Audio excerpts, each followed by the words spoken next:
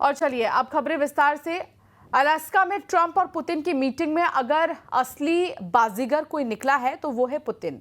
Putin ने न सिर्फ ट्रंप की रणनीति को ठिकाने लगा दिया, बल्कि अमेरिका की जमीन से दुनिया को दिखा दिया गया है कि रूस यूक्रेन पर अपना कब्जा नहीं छोड़ेगा।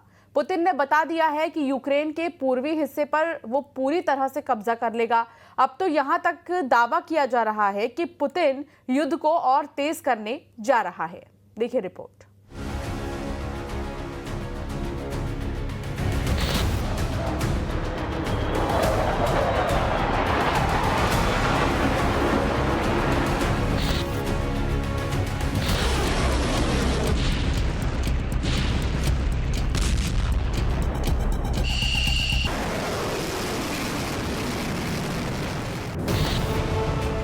अलास्का में पुतिन ने पलटी बाजी, 12 मिनट में यूक्रेन को डबल धोखा। अमेरिका के अलास्का में पुतिन और ट्रंप के बीच 3 घंटे तक यूक्रेन युद्ध को लेकर बातचीत हुई, लेकिन किसी को नहीं पता है कि इस मीटिंग में क्या बातें हुई हैं। अलास्का में मीटिंग से कुछ घंटे पहले ट्रंप ने ऐलान किया था कि मैं पुतिन से 2 मिनट की मीटिंग में समझ जाऊंगा कि सीज फायर होगा या नहीं। लेकिन हैरानी की बात है कि ट्रंप पुतिन के साथ 3 घंटे की मीटिंग के बाद भी दुनिया को नहीं बता पा रहे हैं कि रूस और यूक्रेन के बीच युद्ध विराम पर डील क्यों नहीं हो पाई है। हम आपको दिखाने जा रहे हैं कि 7 साल बाद हुई ट्रंप और पुतिन की मीटिंग में पुतिन ने बाजी पलट दी। महज 12 मिनट की प्रेस कॉन्फ्रेंस में पुतिन ने ट्रंप के सामने साबित कर दिया है कि यूक्रेन युद्ध का असली बॉस पुतिन है और उन्हीं की शर्तों पर युद्ध विराम होगा। दूसरी तरफ वॉर एक्सपर्ट्स कह रहे हैं कि ये मीटिंग पूरी तरह से फेल हो चुकी है और अब पुतिन पूरे यूक्रेन पर कब्जा करने की कोशिश जरूर करेंगे। यूक्रेनी अधिकारियों ने तो यहाँ तक दावा कर दिया है कि अब पुतिन पूरे यूक्रेन पर कब्जा करने की कोशिश करेंगे। हम आपको अलास्का मीटिंग के बाद यूक्रेन युद्ध की वो खबरें दिखा रहे हैं जो साबित कर रही है कि अलास्का में ट्रंप ने यूक्रेन और नेटो को डबल धोखा दिया है।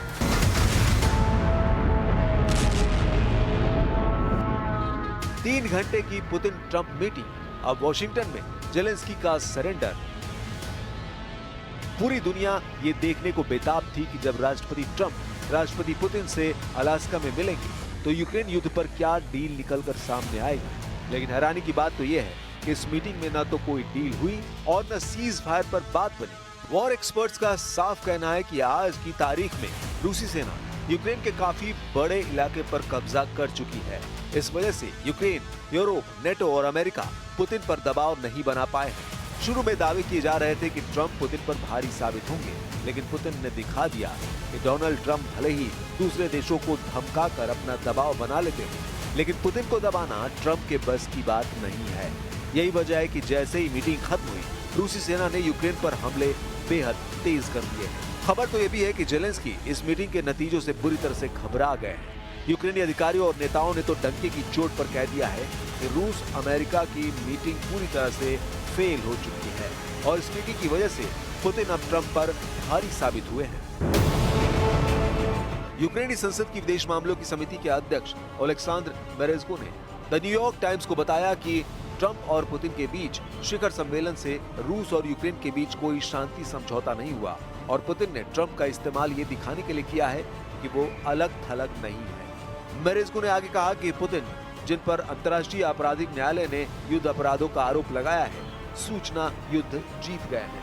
यूक्रेनी अधिकारी ने कहा कि पुतिन ने एंकरेज स्थित जॉइंट बेस एल्वेंडोर्फ रिचर्डसन में शिखर सम्मेलन के बाद ट्रंप के साथ संयुक्त भाषण में अपने विचारों को दोहराया और कहा, मुझे कोई बदलाव नहीं दिख रहा है। ट्रंप पुतिन में 3 घंटे क्या बातचीत हुई, इसकी जानकारी नहीं दी गई है। 12 मिनट चली प्रेस कॉन्फ्रेंस में दोनों नेताओं ने किसी पत्रकार के सवाल का जवाब नहीं दिया।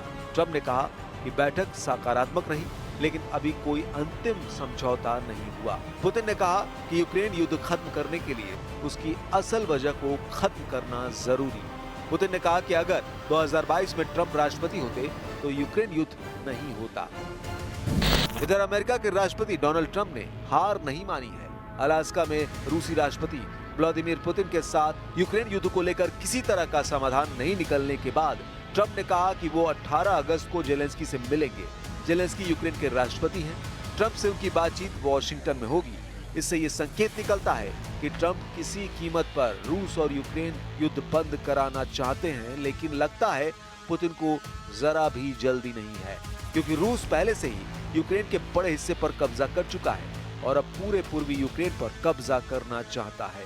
जरा देखिए अभी तक रूस ने यूक्रेन पर कहां-कहां कब्जा कर लिया है। रूस के रक्षा मंत्रालय ने कहा कि रूसी सेना ने Ukraine institute for the study of war यानी ISW ने 8 अगस्त 2025 की जमीनी रिपोर्ट के मुताबिक कुछ ऐसे दावे किए हैं जो हैरान करने वाले हैं।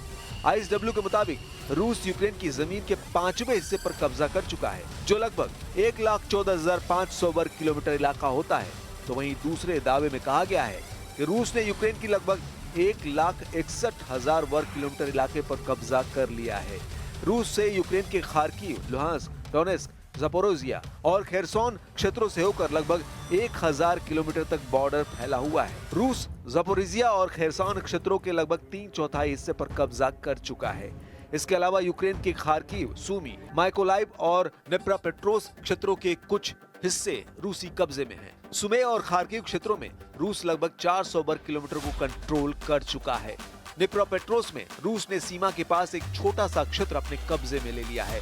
रूस ने लुहांस्क और डोनबास क्षेत्रों से बने डोनबास नामक भूभाग में 46,570 वर्ग किलोमीटर यानी 88% क्षेत्र पर कंट्रोल कर लिया है। यूक्रेन के पास अभी भी डोनबास का लगभग 6,600 वर्ग किलोमीटर इलाका बचा है। हालांकि रूस अपनी अधिकांश ऊर्जा डोनेस्क मोर्चे पर केंद्रित कर रहा है और अपने नियंत्रण से बाहर बचे हुए अंतिम प्रमुख शहरों की ओर बढ़ रहा है।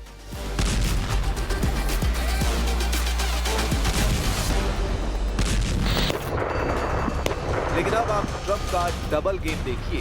एक तरफ युद्ध विराम को लेकर ट्रंप पुतिन के साथ मीटिंग करते हैं, तो वहीं दूसरी तरफ रूस को हराने के लिए ट्रंप ने नेटो के पैसों को यूक्रेन में झोंकना शुरू कर दिया है। नेटो के सदस्य देश नीदरलैंड ने भी यूक्रेन जंग में करोड़ों डॉलर फूंकना शुरू कर दिया है। खबर है कि नेटो देश मिलकर यूक्रेन को अरबों डॉलर के हथियार देने जा रहे हैं ताकि रूस को जंग में हराया जा सके।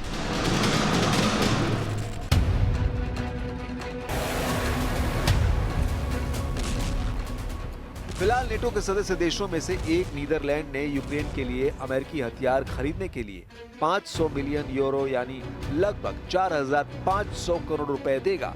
नीदरलैंड पहला नेटो देश है जिसने अमेरिकी राष्ट्रपति डोनाल्ड ट्रंप के दोबारा चुने जाने के बाद यूक्रेन को अमेरिकी हथियार देने के लिए नए नियम को अपनाया है।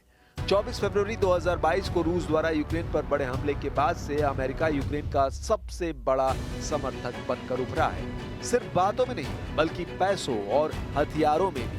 12 मार्च 2025 तक अमेरिका यूक्रेन को 66.9 अरब डॉलर यानी 5,86,746 करोड़ रुपए की सैन्य मदद दे चुका है, जिसमें आधुनिक हथियार, गोला बारूद, ट्रेनिंग और जंग के मैदान में रियल टाइम इंटेलिजेंस शामिल है। कुल मिलाकर अमेरिकी कांग्रेस ने यूक्रेन के लिए अब तक 5 बड़े सहायता पैकेज पास किए हैं, जिनकी कुल रकम 175 अरब डॉलर 15,34,720 करोड़ रुपए है। इनमें से 128 अरब डॉलर यानी 11,22,653 करोड़ रुपए सीधे यूक्रेन सरकार को दिए गए हैं, सिर्फ जंग के लिए नहीं बल्कि आर्थिक और प्रशासनिक जरूरतों को पूरा करने के लिए भी। यूक्रेन को सिर्फ अमेरिका ही नहीं बल्कि करीब 50 सहयोगी और साझेदार देश भी हथियार भेज चुके हैं। इन सब की सामूहिक मदद में शामिल है 10 long range multiple launch rocket system MLRS, 178 लंबी दूरी की तोपें, लगभग 1 लाख गोले, करीब 2.5 लाख एंटी टैंक हथियार, 359 टैंक, 629 बख्तरबंद गाड़ियां और लड़ाकू वाहन, 8,214 शॉर्ट रेंज एयर डिफेंस मिसाइलें और 88 हथियारबंद ड्रोन। अब ऐसे हालात में देखना होगा क्या वॉशिंगटन में जब जेलेंस्की ट्रंप से मुलाकात करेंगे तो क्या वो पुतिन की शर्तों के मुताबिक युद्ध विराम करेंगे या फिर वो एक लंबी जंग करेंगे।